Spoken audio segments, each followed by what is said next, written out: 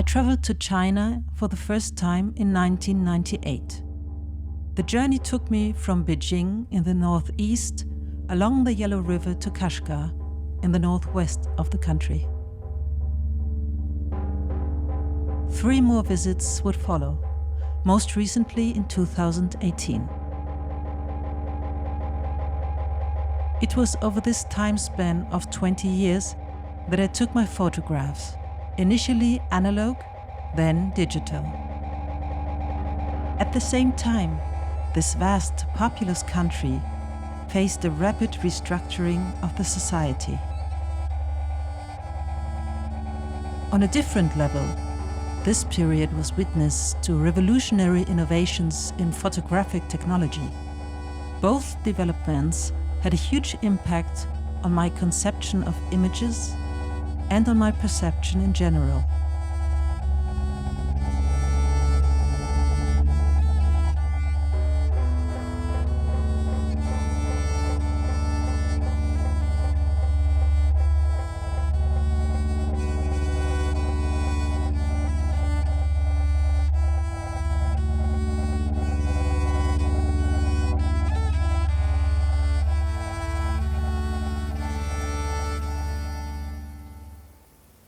On my first trip, the vistas of landscapes in a predominantly agrarian, multi-ethnic state and the quotidian scenes in urban and rural settings reminded me of pre-modern times in the West. As if I were watching scenes that I knew from historical depictions and portrayals in which, accompanied by political power and exploitation, as well as population growth and even decreasing poverty, socio-political and economic progress developed over centuries. A kind of historical mirror, and at the same time a kind of tableau on which time seemed to stand still.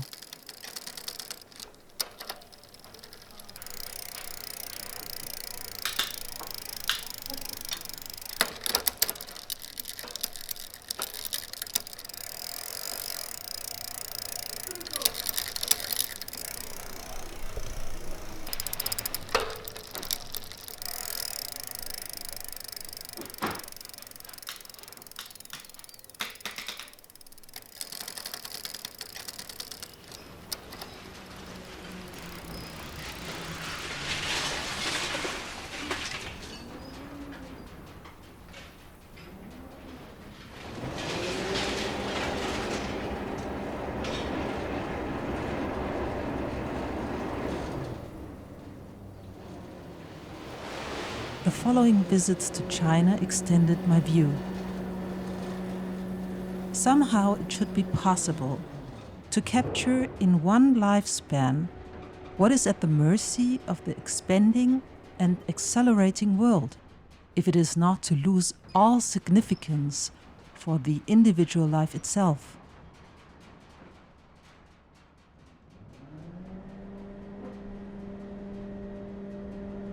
I perceived the vanishing of realms of experiences, rural communities with their marketplaces, tea rooms, and nearby street food vendors as a sudden loss.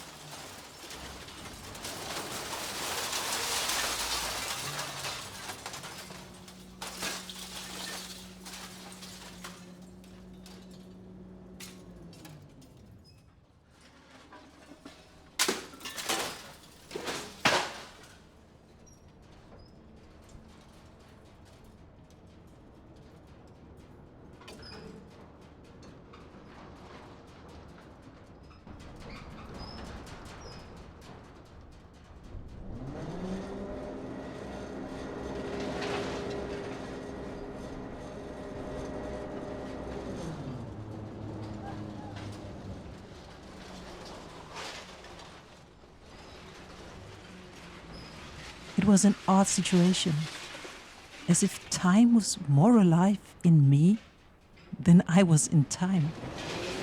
World time and lifetime intersect in an unusual way.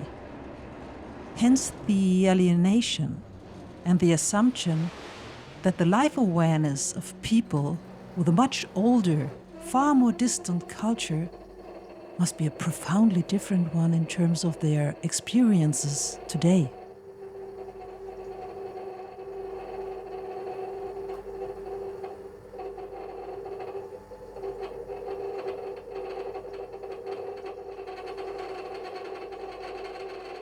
The simultaneous existence of the seemingly untimely with the timeliness of a mere extension of the present had such a profoundly disconcerting and disquieting effect that I began to capture in pictures the reconstruction of a society characterized by the ever more, the ever larger, and the ever faster. It included new mass construction schemes and the remains of ancient residential quarters, the changes in infrastructure and the internal migration, as well as the digitization of daily life, the surveillance, and the social credit system. Picture by picture, that which was disparate, yet somehow coherently connected through visual correlation, began to occupy a space of its own. These are projections from the past and from the present, perhaps also from a future in which autonomy and responsibility, as well as privacy and distance, come to the fore. A narrative that deserves to be told one day.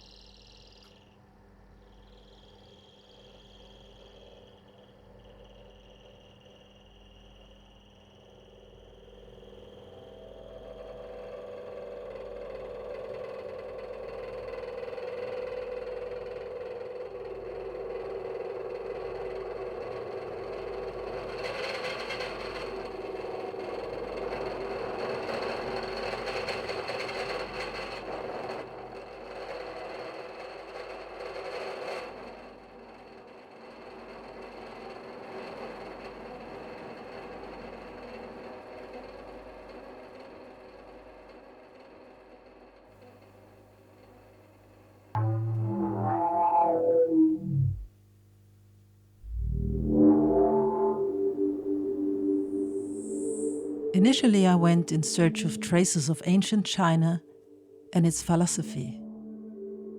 Occasionally, in Taoist symbols, I was able to divine the idea of continuous transition and, in attitudes to life, a cosmology that also underlies our pre-Socratic philosophy of nature, that beyond all earthly, interdependent and complementary relationships of beginnings and ends, of coincidence and necessity, transformations and changes are vital features of nature, and that the idea of emptiness, understood as pure potential, is timeless in its duration, while as soon as something specific emerges, it succumbs to the processes of change, of becoming, and of passing.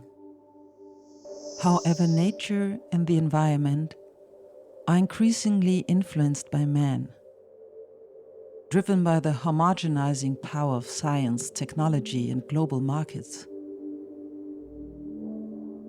And in China, that is compounded by an ever more westernized way of life. A way of life whose precarious aspects in various fields reflect our own approach to the world.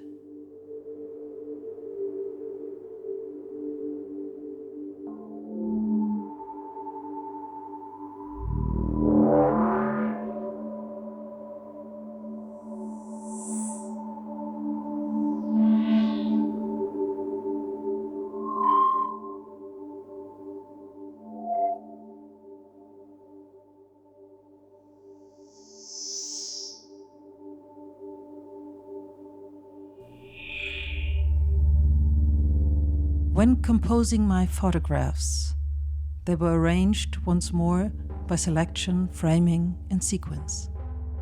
However, the enigma of visibility is not solved in pictures, but doubled. What we see is itself invisible. A game with time. Of that which is lost, the images remain.